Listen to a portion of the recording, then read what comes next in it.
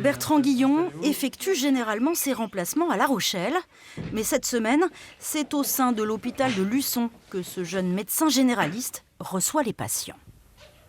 C'est agréable de pouvoir répondre à un besoin, une espèce d'anxiété qu'ont les gens de ne pas avoir de médecin. Nous, voilà, donc tout le monde est content finalement, quoi. Je pense que les patients s'y retrouvent, nous on s'y retrouve également parce que ça nous permet de revenir un peu à l'hôpital, de travailler un peu en équipe. Et puis il y a quand même une accessibilité aux médecins spécialistes qui est plus rapide que dans notre cabinet où on est isolé, quoi, finalement.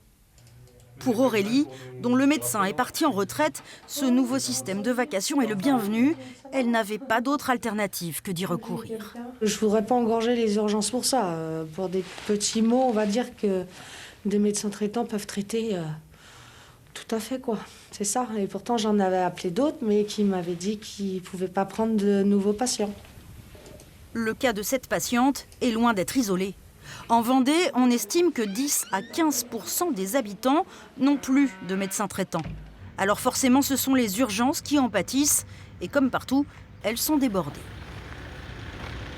On a, depuis maintenant un peu plus de 10 ans, vu le nombre de passages aux urgences multiplié par 2. On est passé de 90 à 180 000 passages par an, avec des urgences qui sont à saturation. 7 centres de soins comme celui de Luçon, adossés aux hôpitaux vendéens, vont ouvrir dans les semaines et les mois à venir.